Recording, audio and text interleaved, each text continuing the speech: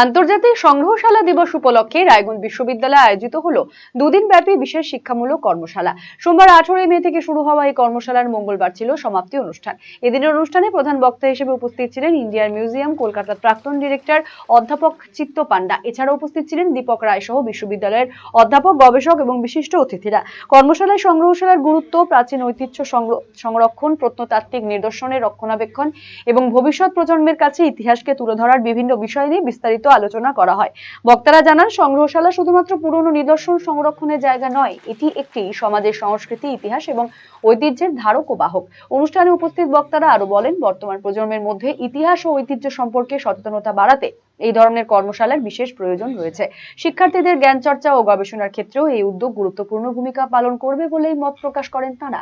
বিশ্ববিদ্যালয় কর্তৃপক্ষের দাবি, এই কর্মশালা ছাত্রছাত্রীদের মধ্যে সংগ্রহশালা ও ঐতিহ্য সংরক্ষণ সম্পর্কে আগ্রহ বাড়ানোর পাশাপাশি শিক্ষার ক্ষেত্রেও নতুন দিশা দেখাবে। আমাদের গতকাল ছিল ইন্টারন্যাশনাল মিউজিয়াম ডে। এই উপলক্ষে আমাদের সেফগার্ডিং ইনট্যাঞ্জিবল এবং ট্যাঞ্জিবল হেরিটেজ বলে একটা ওয়ার্কশপের আয়োজন করা হয়েছে। এই ওয়ার্কশপটা দুদিন ব্যাপী, গতকাল শুরু হয়েছে এবং আজকে তার শেষ দিন। তো এই ওয়ার্কশপ এখনো চলছে। মানে মূলত ছাত্রছাত্রীদের কি বলা হচ্ছে, এই ওয়ার্কশপের মধ্যে কি বার্তা দিতে চাইছেন আপনারা?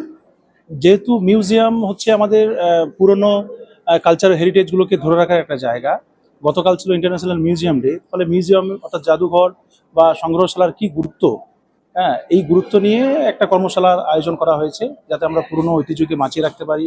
সেটা কীভাবে ধ্বংস হয়ে যাচ্ছে, ধ্বংস থেকে কীভাবে আটকাবো, এখানে গভর্নমেন্টের কি রোল আছে, বা আমরা শিক্ষিত যারা শিক্ষা গ্রহণ করছি তারা আমাদের কৃষ্টি কালচারকে কীভাবে বাঁচিয়ে রাখবো, এই বার্তা দেওয়ার জন্য মেনলি এই ওয়ার্কশপের আয়োজন করা হয়েছে। Eastern India's #1 boarding school, Himalayan International Residential School, Siliguri. Separate AC hostel for boys and girls. 126-acre lush green campus. World-class sporting facilities. Admission open for session 2026 to 27. Hurry up. Limited seats.